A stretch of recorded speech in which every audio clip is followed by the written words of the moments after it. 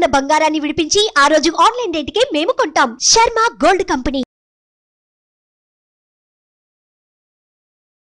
నమస్తే, welcome to Suman TV. నేను మీ యామిని. ప్రస్తుతం మనతో ఉన్నారు ప్రముఖ ఆధ్యాత్మికవేత్త, ప్రముఖ జ్యోతిష వాస్తు పండితులు డాక్టర్ గుండపుడి శివ సుధీర్ శర్మ గారు ఉన్నారు. గురుగారితో మనం మాట్లాడదాం.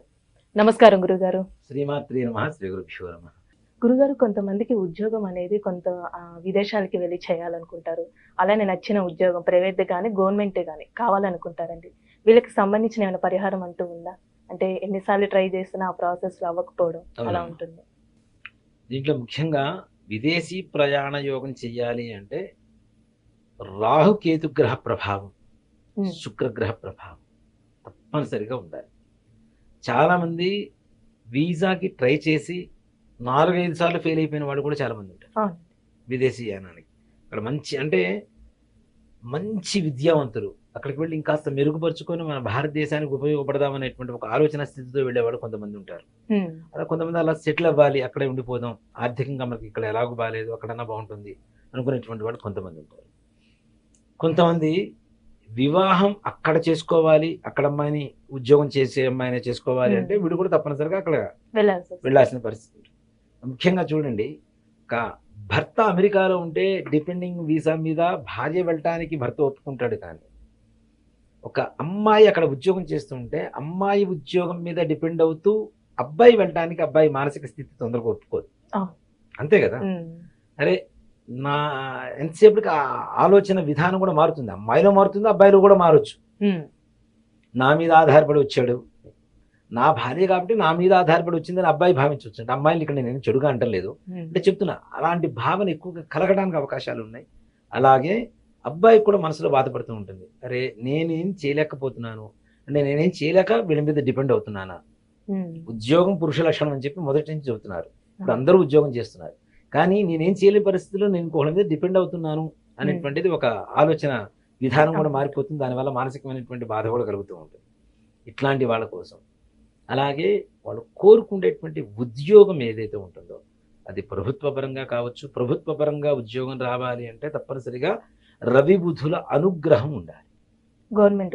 గవర్నమెంట్ రావాలంటే గవర్నమెంట్ సర్వీస్లో చేయాలి, జాబ్ చేయాలి. ఇప్పుడు చూడండి, మనకి ఉన్నతమైనటువంటి అధికారులు ఉంటారు, ఐఏఎస్ ఐపీఎస్లు, వాళ్ళు రాజకీయ నాయకులు, వాళ్ళు ఏం చదువుకోరు, పెద్దగా చదువుకోని వాళ్ళు కూడా ఉన్నతమైనటువంటి మంత్రి స్థానాలు చేస్తున్న వాళ్ళు చాలా మంది ఉన్నారు కదా. అంటే వాళ్ళు చదువుకున్న చదువుకి వాళ్ళు చేస్తున్న దానికి సంబంధం కూడా లేదు. కొంతమంది ఏమీ చదువుకోరు, ఏదో చిన్న వ్యాపారంతో ప్రారంభం అవుతారు. ఆ వ్యాపారం ప్రపంచవ్యాప్తంగా, దేశవ్యాప్తంగా, ప్రపంచవ్యాప్తంగా విస్తరింపజేస్తూ ఉంటారు. అట్లా కూడా విపరీతమైనటువంటి ఉన్నత స్థానంలో ఉంటారు. అలాగే ప్రభుత్వ ఉద్యోగం రావాలి, లేదు ప్రైవేటు పరమైనటువంటి ఉద్యోగమైనా మంచి ఉన్నత స్థానంలో ఉండాలి, మంచి ప్రమోషన్స్ రావాలి అనుకునే వారికి రవి బుధుల అనుగ్రహం తప్పనిసరిగా ఉండాలి. రవి అంటేనే లీడర్ తప్పనిసరిగా. బుధుడు ధనాన్ని తెచ్చిపెట్టేటువంటి వాడు.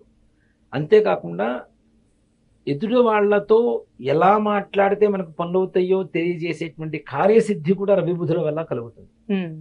బెదిరించాలా, బ్రతిమలాడాలా, కాళ్ళు పట్టుకోవాలా, జుట్టు పట్టుకోవాలా, ఏంటి అని చెప్పి తెలిసేటువంటి తత్వం కూడా రవి బుధులు ఇస్తారు మనుషులు. కాబట్టి ఈ రవి బుధులు ఉద్యోగపరంగా ఉండాలి. విదేశీ యానం చేయాలంటే రాహుకేతు గ్రహ ప్రభావం తప్పనిసరిగా ఉండాలి. వీళ్ళకి ఈ విదేశం తప్పనిసరిగా ప్రయాణం చేయాలి అనుకునేటువంటి వారికి మంగళవారం ఉలవలు ఉంటాయి కదా, మనం తినే ఉలవలు ఉంటాయి కదా, ఉలవ చారు చేయమని చెప్పండి ఇంట్లో. ఉలవ చారు చేసి చక్కగా అన్నం వండి దాంట్లో వేసి కలిపి, దాంతోపాటు మరగా పెరుగన్నం, కర్డ్ రైస్, ఈ రెండు కూడాను ఎవరైతే బిచ్చగాళ్ళు ఉంటారో, నిజంగా ఆకలేసినటువంటి వ్యక్తులు ఎవరైతే ఉంటారో అట్లాంటి వాళ్ళకి పంచిపెట్టడం ద్వారా తప్పనిసరిగా తొందరగా విదేశీ యానానికి మంచి అవకాశాలు. అంటే ఎన్ని వారాలండి? వారాలంటే ఒక 7 మంగళవారాలు. 7 మంగళవారాలు. దాంతో పాటుగా ఈ వాళ్ళకి ఏదైనా వస్త్రాలు ఇవ్వటం, నిజంగా అవసరమైన వాళ్ళకి నేను చెప్తుంది. ఇప్పుడు సిగ్నల్స్ దగ్గర నిలబడి 40 ఏళ్ల వాళ్ళు, 50 ఏళ్ల వాళ్ళు అడుక్కుంటారు, వాళ్ళకి ఇస్తున్నామంటే దానివల్ల ఉపయోగం లేదు. వాడు పని చేసుకొని బ్రతకగలిగినటువంటి వాడు కూడా బద్ధకం చేత అవన్నీ వదిలేసి వాడు అడుక్కోవడమే వృత్తిగా ఎంచుకుంటున్నాడు. అలాంటి వాళ్ళకి కాకుండా నిజంగానే వృద్ధులు ఉంటారు కొంతమంది రోడ్ల మీద, వాళ్ళకి కట్టుకోవడానికి వస్త్రాలు ఉండవు, కప్పుకోవడానికి దుప్పట్లు ఉండవు, ఉమ్. అవునా, పడుకోవడానికి సరైనటువంటి స్థలం ఉండదు. అవును. అట్లాంటి వాళ్ళకి ఇలాంటి ఆహారం పెడుతూ ఏదైనా వస్త్రాలు ఇవ్వడం అనేది విశేషంగా చెప్పుకోదగ్గ విషయం. 7 వారాలు మంగళవారాలు 7 అది కూడా. మంగళవారాలు. అలాగే ఒక 7 శనివారాలు ఉమ్. మనం వడలు తింటాం, అవును. వడలు, మినప వడలు, ఉమ్. అవి చేసుకొని ఇలానే బిచ్చగాళ్ళకి అంటే ముష్టి వాళ్ళకి ఉమ్. ఒక్కొక్కరికి 4 చొప్పున ఒక 5గురికి ఇవ్వటం, దాంతో పాటు ఏదైనా దక్షిణ డబ్బులు వాళ్ళకి ఇస్తూ 7 శనివారాలు చేయటం. 7 శనివారాలు వడలు, దక్షిణ ఇవ్వటం, 7 మంగళవారాలు ఉలవచారు, అన్నం, పెరుగన్నం, వస్త్రం. ఉమ్. ఈ వస్త్రం కూడా ఎలా ఉండాలంటే మన బూడిద రంగు, యాష్ కలర్ అంటాం కదా, అవును. ధూమ్రవర్ణం అంటారు దాని మ్మ్. సంస్కృతంలో. అలాంటి యాష్ కలర్ దుప్పటి ఏదైనా ఉన్నా, బెడ్షీట్స్, వస్త్రం కానీ కంబళి ఏదైనా. ఇట్లాంటివి ఉంటాయి మ్మ్. కదా, లేదా వస్త్రాలు ఇట్లాంటివి వాళ్ళకి సమర్పించడం ద్వారా తొందరగా విదేశీయానానికి మంచి యోగం కలుగుతుంది. ఉమ్. తర్వాత ఉద్యోగం కావాలి. ఉద్యోగం కావాలి అనుకునేటువంటి వారికి ప్రతి ఆదివారం తప్పనిసరిగా మ్మ్. ఆదివారం గోధుమ రవ్వతో కేసరి చేస్తాం, స్వీట్ అవును. కదా. ఉమ్. స్వీట్ని తయారు చేసుకొని వెళ్ళి నవగ్రహాలలో మధ్యలో సూర్యగ్రహం ఉంటుంది, ఉమ్.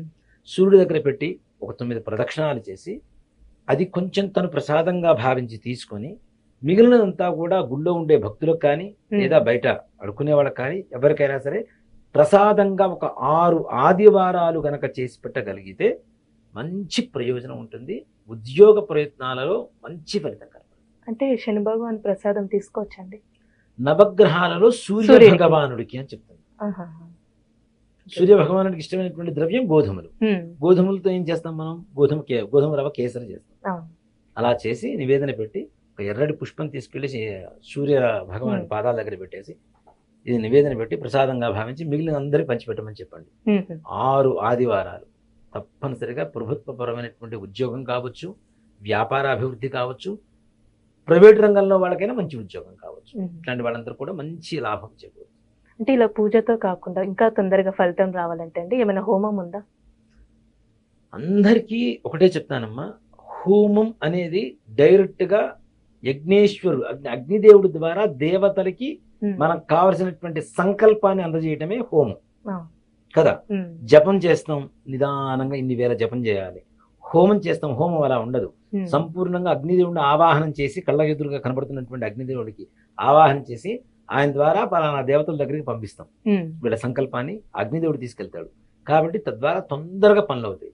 అలాంటి హోమాలలో చాలా పరమోత్కృష్టమైనటువంటి హోమం ఏమిటి అంటే మహాలక్ష్మి సమేత మహాసుదర్శన హోమం అనేది చాలా విశేషం. ఉమ్. ఇట్లాంటి వాళ్ళందరి కోసమనే మన హనుమత్ ప్రత్యంగర వారాహ యజ్ఞస్థలి చైతన్యపురి కొత్తపేట హైదరాబాద్లో ఉమ్.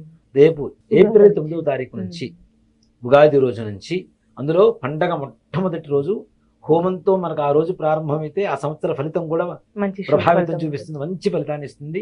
లక్ష్మీదేవి సుదర్శనం, కార్యసిద్ధి మహాలక్ష్మి, ఉమ్. ధనం కార్యసిద్ధి రెండు ఉంటున్నాయి. కాబట్టి 41 రోజు పాటు మండల దీక్షగా యొక్క హోమాన్ని చేస్తూ ఉన్నాం. ప్రతిరోజు పొద్దున్నే 8 గంటలకు ప్రారంభమవుతుంది, 9:30 గంటలకు పూర్తవుతుంది. ఈ సంకల్పం కోసం ఇందాక చెప్పినట్లుగానే గోత్రనామాలతో పాటు వాళ్ళ సంకల్పం, వాళ్ళ కోరిక ఏదైతే ఉంటుందో ఇక్కడ చెప్తాను. గొంతెమ్మ కోరికలు అంటే 100 కోరికలునే 100 కోరికలు రాస్తాను అంటే కాదు. ఏదైనా ఒకటి. మనం ఒక పిల్లవాడికి ఇంత పిల్లవాడికి ఇంత అన్నం పెడతాం, ఉమ్. నాకు కూడా ఇంతే అన్నం పెడతా అంటే కుదరదు కదా. అవును. ఇప్పుడు అన్ని కోరికలు ఉన్నప్పుడు ఎంత పూజ కార్యక్రమం చేయాలి, ఎంత చేయాలి, ఉమ్. అవునా? అవును. అందులోనూ ప్రత్యక్షంగా వీళ్ళు కూర్చోవటం లేదు, పరోక్షంగా గోత్రనామాలతో చేస్తున్నాం. మనం ఉమ్. ప్రత్యక్షంగా వచ్చి కూర్చోమని చెబుతున్నాం, వాళ్ళ అవకాశం ఉండదు కాబట్టి, అవును. 41 రోజులు రాలేరు కాబట్టి. కనీసం మే 19వ తారీఖు పూర్ణాహుతి జరుగుతుంది. ఆ రోజైనా సరే తప్పనిసరిగా వచ్చి ప్రసాదం స్వీకరించడం ద్వారా ఉమ్. వీళ్ళకి ఉద్యోగ ప్రయత్నాలు, విదేశీ ప్రయత్నాలు తప్పనిసరిగా ఏమనుకుంటే అవి సంపూర్ణంగా ఇంకా. ఉమ్. వాళ్ళ సంకల్ప సిద్ధి జరుగుతుంది. అనుకున్న పనులు మంచిగా సజావుగా ముందుకు వెళ్తాయి. చాలా చక్కగా తెలియజేశారండి. ధన్యవాదాలు. శ్రీమాత్రే నమః. శ్రీ గురుభ్యో నమః.